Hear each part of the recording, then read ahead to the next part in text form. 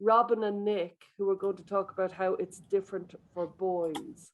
And as we organise this day for DeTrans Awareness Day, and I hope everybody's tweeting all the DeTrans Awareness Day hashtags as much as possible during this. We were really, really, really pleased to get some male perspective on the detransition, because I feel they don't have, they don't get their voice heard on any level as often. Um, is is is Robin and Tim ready to start us Hello? off? Hello, are you there? Hello. Hi, Robin. How's it Hiya. going?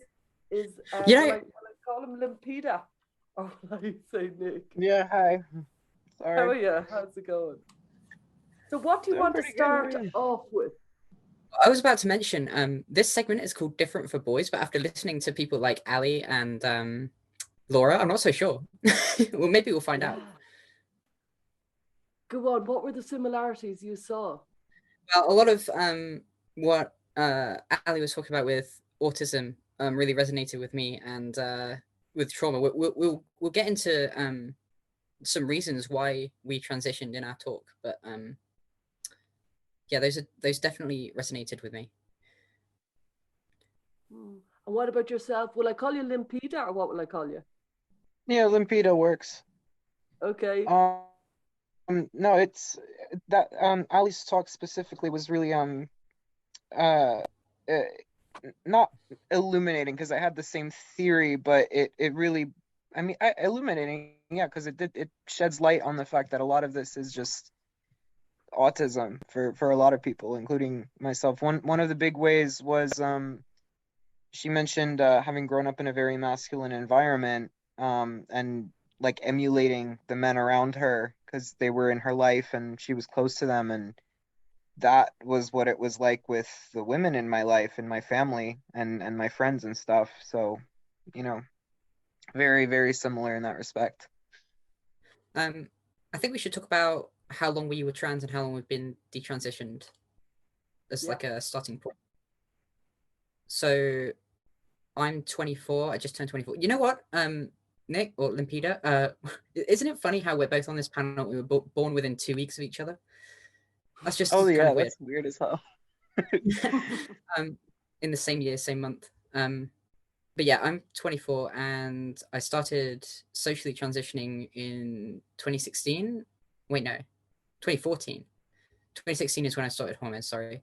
So I was 16 when I started my social transition, and that was exactly when I started college because I wanted to kind of ease myself into it. Like I wanted to finish school first, and then like have this whole group of new people who didn't know me, and I could just be like kind of stealthing. But whether that worked or not, I don't know. It's in the eye of the beholder, I guess. So then I basically spent my 2 college years in this sort of social transition without hormones, and I started a job. I moved out, and I'll talk about my experience with hormones later. But that's when I started hormones, and then 2 years later, I started university, and that was a whole another crazy experience. Is that because before I started university, I wasn't really going out much, and mixing with female friend groups, despite being trans. Like I was kind of a loner. So that was like a second eye opener for the female experience. So that's basically my transition timeline. And then I started detransitioning in 2020.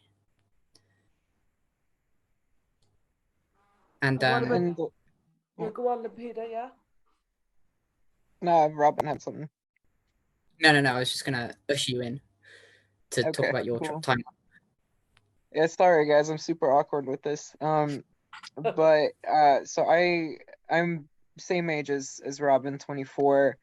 I identified as trans starting at 15, but I didn't actually like socially transition until maybe a year before I got onto hormones. And I got onto hormones in 2019 when I was 21. Um, but from 15 until about 20, I was one of the more ideological type people. I already, like, I believed that I was already a woman, and I was trying to make that fit as much as possible. That's the messaging that I was getting from the internet circles I was running in, from some of the friends I was with. Um, and you know, and it wasn't fitting because obviously people were not like using my chosen pronouns or whatever, and I was just making myself miserable by trying to like fit myself into this box that didn't make sense. I dressed kind of androgynously. I can't say, but it wasn't like I was trying to look like a woman necessarily. I was just trying to look, I guess, more like a feminine guy, and that worked. But then 20, I started to like actually start to wear like women's clothes and style my hair differently and everything. And then that made me even more miserable because it just highlighted how masculine I actually looked. And then I started taking hormones, 21, and I went to a Planned Parenthood, same as Helena. They prescribed me estrogen immediately. Like they did the blood work, but they didn't look at it before they prescribed me. And like the only reason I had to wait at all after that was because the like they didn't have the compounds for it at the pharmacy. So I just waited 2 weeks after I got prescribed, but they didn't care really what the blood work said. It was just a formality. Um, and same thing, they didn't ask me any questions about anything. They were just like, you know, well, actually they did. They did. They asked me like, "Are you depressed? Like, have you been through some stuff? Like, you know, that kind of thing." And I answered honestly, like, "Yeah, I'm not well." And they basically took that and said, "That's actually, you know, that's a good sign. That's a sign that you are trans, and this is right for you." So that's how that went down. I was And really happy when you said they actually asked you questions, but then the answers that you gave that you were depressed were like ammunition to trans you, which is that's pretty insane. But carry on. yeah, no, I said I had issues with gender. I was suicidal. I had issues with my body image. I had a very unhealthy lifestyle. I was smoking a lot of cigarettes and weed and drinking a lot and living with a cult, but I didn't know it was a cult at the time. But I had mentioned my living situation was not fantastic, and I was kind of living in filth. Um, and they were just like, well, you know, this you sound like a perfect candidate, you know, like that was really the response. So, should we start with why we decided to detransition and then work from there? So, Yeah. when I started having thoughts about detransition, it was I've been on hormones for 4 years and identifying for 6. So, the next step really for me was because I still wasn't a woman, right? But I mean, I was doing pretty well. I passed and everything. But the next step for me would have been surgery. So that was when I started looking at surgeries, and let me tell you, it was kind of an eye opener, because you know the way that surgeries are presented in popular culture. I guess it's not really popular culture. I guess it is now. It is now popular, but the way that it was presented was, you know, you get this the functioning genitalia of the opposite sex, but it's not. It's a penile inversion, and it's even worse for the FTM people. Um, but yeah, it was really eye opening to learn that this is nothing like what I expected, and I just kind of realized I'm not ever going to be a woman. I mean, I can look the part, dress the part, and but I'm never going to be one. And I guess from there, I realized that I don't need to be one. But it took a lot of self reflection and um, a good few weeks just shutting myself in my room and being depressed to come out with this conclusion. But um, yeah, it was really the surgery was the first big eye opener for me. Actually, doing my own research about that. It was the same for me. That was when well, I'm not sure that that was the eye opener that I was like, okay, well maybe trans isn't real. I still somehow thought like I was one of those like you know, because people say like, okay, well maybe it's not right for most, but for some, right? Right. And I still even after like realizing like some of this like the whole born in the wrong body thing is not real, like I still thought maybe this would help because I was still very distressed. And looking into the surgeries, well, what happened was I talked to the nurse that was overseeing my treatment, and I told her, listen, the hormones, it's been like a year and a couple months, and I'm not feeling like, there was a honeymoon period, but it seems like it's wearing off, and I feel worse almost. And she was just like, oh well, maybe you should look into surgery in that case if you really want to feel like a woman. And spent months researching it and looking at surgeons. Am I going to go to Sinai? Am I going to go to Michigan? Am I going to, what am I going to do here? And making a plan for like, okay, what do I have to do if I have to drive across the country, whatever. And what snapped me out of it and made me realize, okay, I'm gonna have to detransition because clearly this was a bad idea. Was I had a waking nightmare that I was on the table being operated on, and realized, okay, yeah, no shit, this is not gonna work. So Oh my It, God. and it's kind of just the idea of taking perfectly functioning male genitalia and just screwing them up completely. Like a lot of these surgeries, you've got it's really harrowing. I don't want to go into graphic detail about it for the sake of the audience, but you got people who are living with catheters for the rest of their lives, and like calcium deposits that fall in. I don't want to talk about it, but yeah, you have to dilate the yeah, you get the idea. how about we not? Yeah. So It's in a very different manner though. Yeah. Say whatever you want to in any way you want. This is DeTrans Awareness Day, so if you want to bring something up, you say it, you take your place. But if you don't want to say it, same goes. Don't say it either. But yeah, there's so much to say. Where do you start?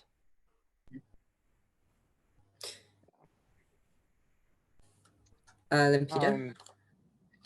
So There was one thing I know that I found very interesting was around tucking and the difficulties that that brings forward. I thought that was quite Yeah. an interesting point that doesn't get said often. So during the time that I was trying to live stealth, and I had a habit of wearing jeans. It's common for MTF people to sort of tuck their genitalia, and that's a very like how we use the word bottom surgery to hide the fact that it's a penile inversion. We'll call it tucking to hide the fact that it's crushing your balls for 24 hours a day. So I actually had complications from tucking where the spermatic cord sort of tied around itself and caused testicular torsion, which basically cuts off the blood supply to the testicle. So I had to have emergency surgery on like one horrible Christmas Eve to get that corrected. Luckily, like if I left it any longer, then I would have lost my appendage, shall we say. So yeah, this is something that's I've never ever seen spoken about on any of the like trans forums, like on the forums Wow. that giving advice about how to tuck and why you should tuck and whatever. I've never seen anyone talk about this complication. I have yeah, seen research about it being very dangerous. I saw it on Stats for Gender and I looked into it and I was like, wow, this is a whole thing. This is quite a serious thing. Yeah.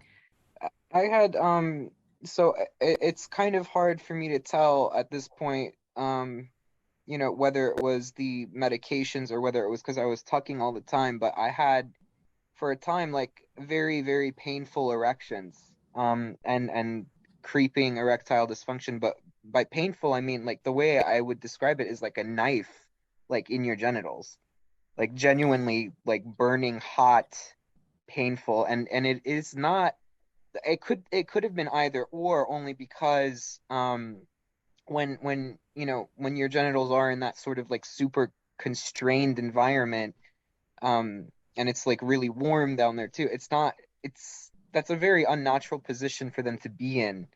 and That with and there's all sorts of, yeah. Find that with wearing like really tight underwear that you're not supposed to be wearing as well.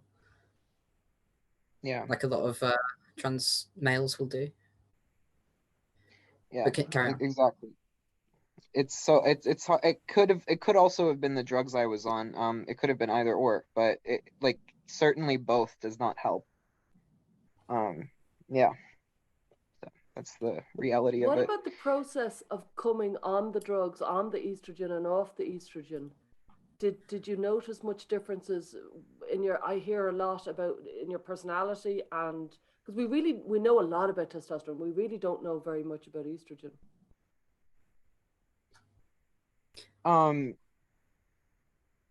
So estrogen, I think of the two that I was, because I was on spironolactone or aldactone, as well as estrogen, because for boys you need to suppress testosterone because it's a more powerful drug than estrogen. And spironolactone, estrogen has its own horrible effects on males, but they're longer term. They're not as it's not as immediate. But for spironolactone, like immediately, like it starts causing issues with your kidneys. It gave me really bad, like I call it brain fog, where like you can't focus at all, and that's because it's doing damage to your frontal lobe. And and they warned me that spironolactone might cause erectile dysfunction, and I was okay with that because I didn't want to have functioning genitalia, which is a horrible, horrible thing that, again, they asked me about, and they were like, "Oh, you're fine with that? Okay, we'll just give it to you then." And I didn't, they didn't warn me that that was part of it. But the one thing that was definitely the drugs was the muscle loss. I had a lot of muscle loss in my shoulders and back. I already have scoliosis because I was obese for a while, and it was just like crushing my spine. And the Spyro made it so much worse, so much worse. It was extremely painful. I could not find a comfortable position to sit in or lie down in. And the actual like physical loss of the muscles was also very painful. I could feel myself getting weaker by the day, and just getting tired out so quickly. It was really bad. Um, and estrogen too. Estrogen has sort of a sedative effect a little bit. It really suppresses your energy and makes you super depressed. I was crying maybe at least once a day, usually twice, over really small things. And that never used to happen before. I think since I've detransitioned, I've only cried like one time. So it's not great. Could I ask about that crying? Because I've heard boys say this, I've heard DeTrans boys say this. I'm very interested. Is the crying a relief when you cry, and is it lack of a relief when you can't cry again when you DeTrans, or does it just feel like your emotions are all over the place? They're just different. I think they're just different. I react to that. That's been the process for detransition for me, is letting the changes come in and just adapt to them. Not all at once, but like one at a time, like try to pay attention to them. And when it came to crying while on estrogen, that was a release. That was a huge emotional release. It was very helpful for when I was doing trauma therapy. I was doing EMDR, so a lot of exposure type stuff, and crying helped get it out. Um, but since I've detransitioned, I don't get the urge to cry at all. And at first, I was worried that that was going to make me like super emotionally constipated. I wasn't going to be able to like deal with anything, and I was going to have like angry outbursts or whatever. But that hasn't been true at all. I just channel it through my energy instead, through like all the physical energy that testosterone gives you, and I just go to the gym a lot instead, and it works out fine. Sorry, does Stella want to interject there? No, I'm fascinated. Keep going. My experience with estrogen was probably atypical because I've always been a very emotional guy, and I suspect that I had an endocrine issue before I started transitioning because I I couldn't grow a mustache until I was 18, as it was, not a single hair on my chin, and I had like male gynecomastia before I started transition, so and I was already like I was crying every other day, and when on estrogen I was crying every day. So like that's not really much of a difference. But um, yeah, I don't know how much I can comment on this in particular because I feel like I was low T before I started transitioning. But even despite being low testosterone, every testosterone fueled aspect of myself really just disgusted me. So I think we'll get onto the dysphoria aspect in a little bit. But I really just wanted to rip the testosterone out of my body, no matter how little of it there was. But this, because we were talking about getting on hormones, the reason why I don't know if I had an endocrine issue that would have probably been picked up is because I started my HRT myself. I didn't go through a doctor for the first 2 years. I sort of, once I turned 18, I put myself on the waiting list, and I thought, well, I'm on a waiting list, but I've already been identifying and like passing for 2 years, so I'm going to do this myself. I know what I want, I'm going to get it, sort of mentality. So that was I mean, sorry. that could was you say how you got it? Because I know a lot of parents will be worried. I've noticed in parent groups the boys seem to access the drugs. Maybe I'm making a huge generalization here, but they seem to access them online in a way that I haven't really noticed as many girls doing this. They go rogue, really. It's as simple as knowing which website you have to go to. There's guides for different countries and shipping costs and how to get it, but I had to use cryptocurrency to get mine, which is, if your son is like a tech wizard, then there's no stopping him, really. And a lot of male FTMs are tech wizards. Sorry, MTFs are tech wizards. So, I mean, myself included. Yeah. I've seen a lot of that when I detransitioned, I started to see a lot of those like marketed like DIY HRT vials, and they're really gross. There's a lot of like pedophilic overtones on the outside of the packaging. I got mine, that wasn't really a thing yet. It was just like online pharmacies that sold whatever. Like they'll sell like Ritalin, and they'll sell I don't know, hydroxychloroquine or whatever, fake COVID cure, whatever. But yeah, they also sold, they just sold whatever prescription drug, and it's like a grey market sort of thing. It's not, it depends on the country as to how illegal it is. I think in the UK, as long as you're importing from the UK, it's not illegal. And but is there a big kind of, let me get this right, MTF community exchanging information?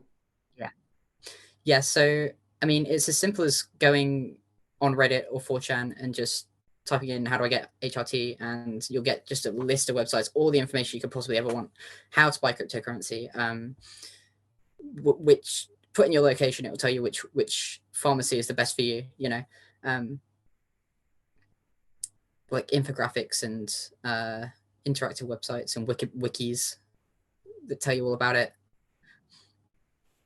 And you were going to talk a little bit about, and stop me if I'm directing this too much, body identity integrity disorder. I think we should talk about dysphoria in general. Okay.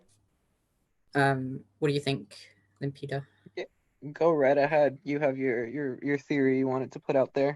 So let's go. I was just thinking, we just talked about why we detransitioned, was looking at the horrible surgeries, and we should probably talk about why we transitioned in the first place. So I've got this idea in my head that I've come up with like 7 different underlying causes to dysphoria. And I think you and I could go through each one and tell everyone how we've been personally affected by these in our lives and how they apply to us. Yeah. Just listing them all off. So gender nonconformity. I don't know how or in what way you were gender nonconforming throughout your childhood, but I know for me, I was just like the token puff in class, and I was gay as well. And you know, I could go on for dozens of different stories on how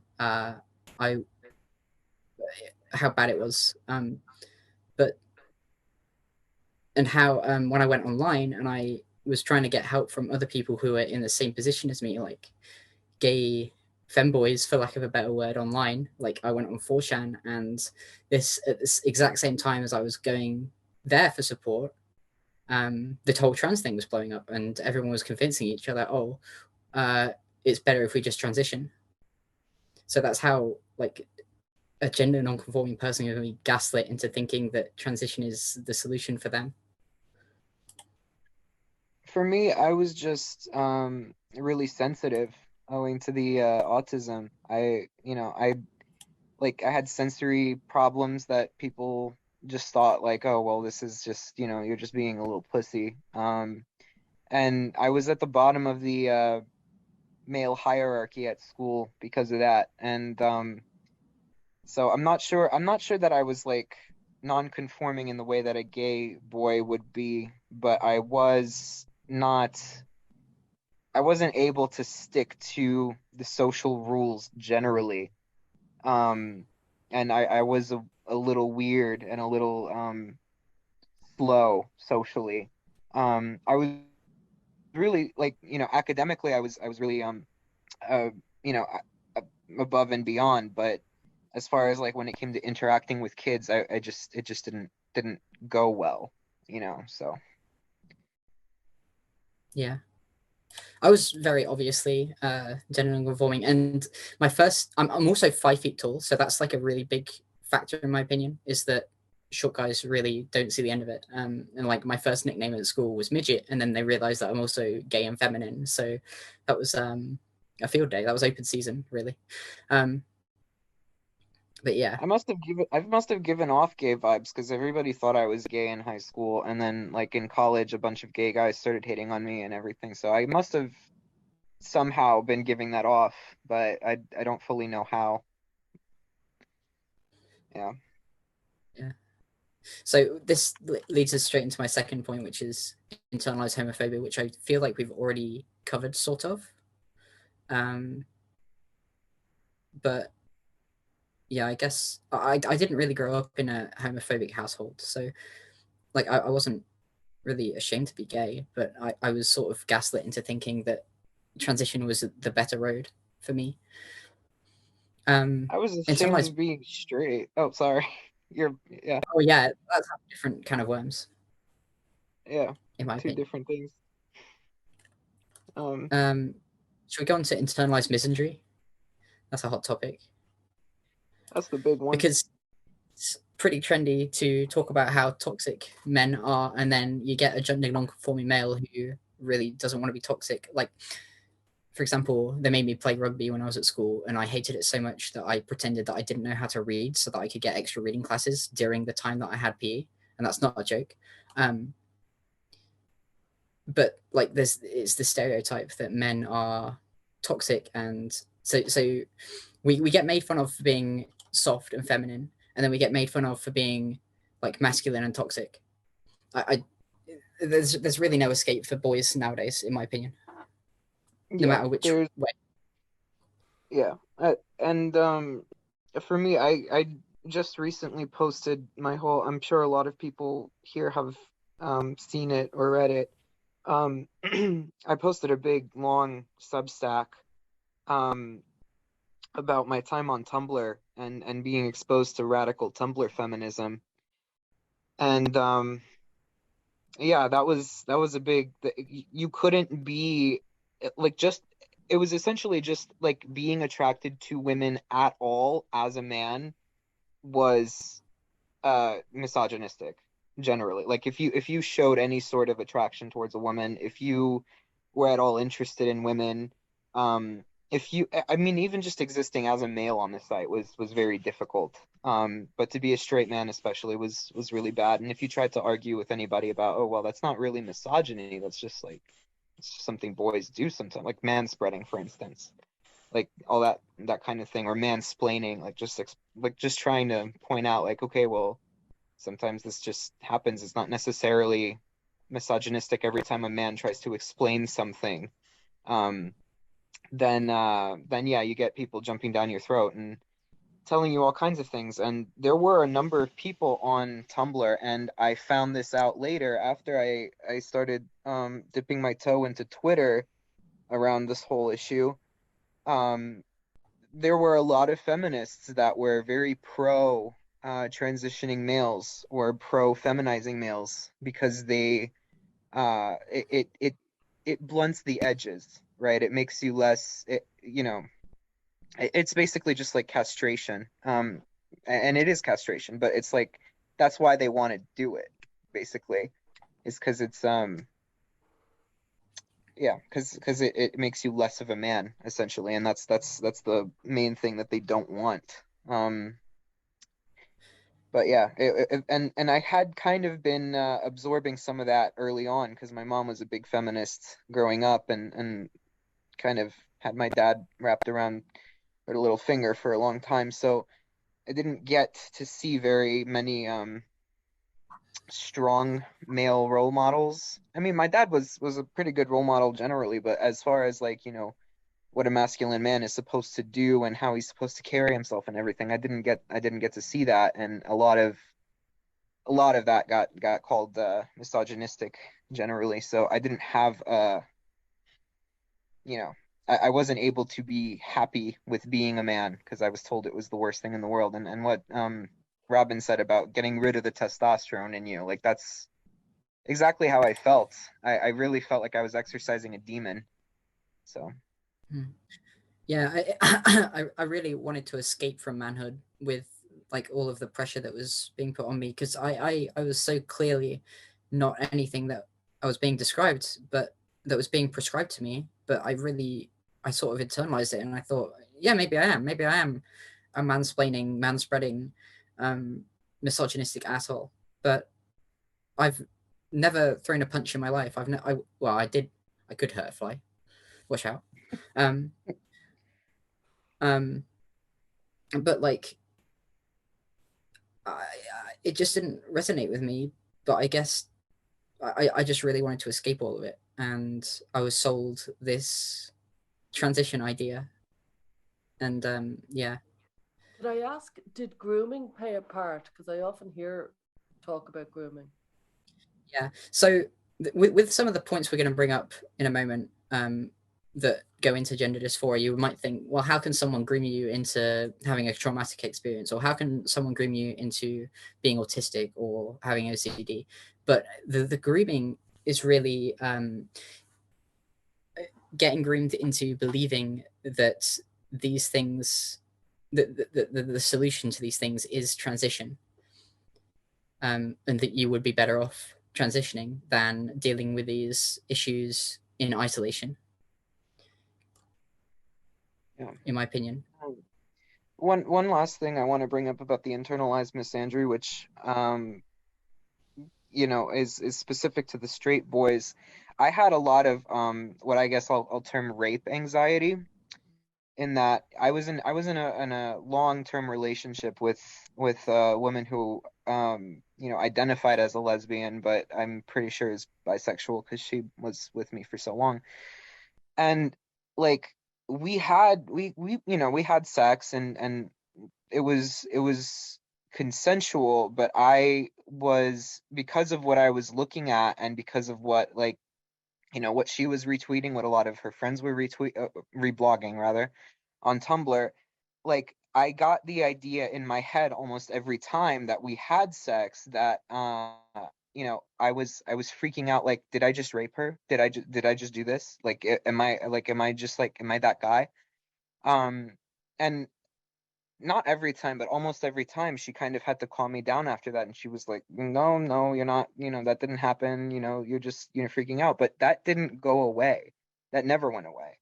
And that was a big, big aspect of it as well. I thought, well, if I transition, then maybe I won't have to deal with these feelings anymore. So, because if I'm a woman, then I can't possibly do anything wrong. It's fascinating to me to see that, like, the boys are afraid to be boys, the girls are afraid to be girls.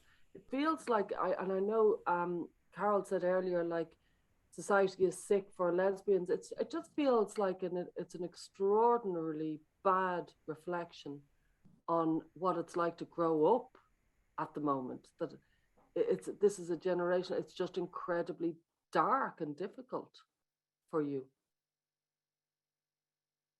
Yeah. Yeah. I'm really aware now that Michelle has a brilliant PowerPoint that's going to come on afterwards. Is there any other things that you think we should know about the boys before we finish up and go on to Michelle's PowerPoint? Yeah. I want to talk about trauma, OCD. I think Ali really covered autism. really well earlier, and I think that a lot of what she said applies to the guys. But I want to talk about trauma and pornography. So I was exposed to really hardcore pornography when I was 9 years old in 2007, and that was my first introduction to what sex was. I had no idea that what women even had between their legs before I saw hardcore porn. I had no idea. I knew they didn't have a penis, but I didn't know what was there. So that was really horrible for me because that was the only comprehension I had of what of sex, and it completely put me off sex. Like nowadays, I would consider, well, other people would consider me to be an asexual. I don't really like that label because it's kind of loaded, but it it wasn't introduced to me by any groomers online either. It was introduced to me by someone at school. So and it was all kinds of different pornography, and then the groomers later on exposed me to some really messed up stuff, like fetishes that I don't want to talk about. Lots of people are asking what kind of pornography. So it's fetish kind of, is it kind of, what's the word? To start off with, it was just sort of kind of rough, but still kind of vanilla. And I wasn't like into it, but it caused me to become, because this was the first time I'd ever seen a vulva in my life. So it caused me to like hyperfixate on the female genitalia, and some people might describe that as autogynephilia, but it wasn't a sexual experience. It was just like a rumination in my head. It wouldn't. I was just like obsessed with what would it be like to have that instead, and then later on, a couple of years later, it was like the hentai that I kept seeing online, and my groomers would show me that. And by the way, this is for the parents. I wasn't groomed on any adult websites. I was groomed on a Pokemon forum. So you can't really just block adult websites, and it's okay. It was just and I'm also a very like libertarian person when it comes to internet freedoms. I think I don't want to like destroy and block the internet and free expression. I just think that you should be aware of who your kids are talking to and where. Wow. Yeah. There's so much wrong. You say your piece, Limpida, and then I'm going to bring in Michelle, and we'll get you to speak a little bit more in the Q&A as well, because I get the impression from the chat there's loads of people have questions for you. Yeah. So I'll be quick just because a couple of people asked about it. I also had my first experience with porn when I was 9. No one actually showed it to me. I was just curious what a woman looked like naked, and I Googled it, and that's what came up. People were asking about AGP. I'm the resident AGP, I guess, for this webinar. Because that was a portion of it. And my first instinct when I saw the pornographic image, it did arouse me even as a 9-year-old, and my first instinct was to get in the same position that she was in. There is no reason for that, right? Like there's not like that's not like a clear like it still boggles my mind like why that really happened. But the more I have my own theory about what causes AGP, I don't have issues with AGP now. And most of my transition was not sexual. Like I wasn't like a fetishistic cross-dresser or anything like that. But I did want to take the female role in sexual situations, partially because of my relationship, partially because of my anxiety about being a man. But one of the reasons that like I felt like I think there's a relationship between autism and AGP where like something like the way that you like mirroring behaviors is harder to understand. Like rather than seeing someone that arouses you and that you're attracted to and thinking I want to be with this person, it sort of becomes like I want to be this person, because like your whole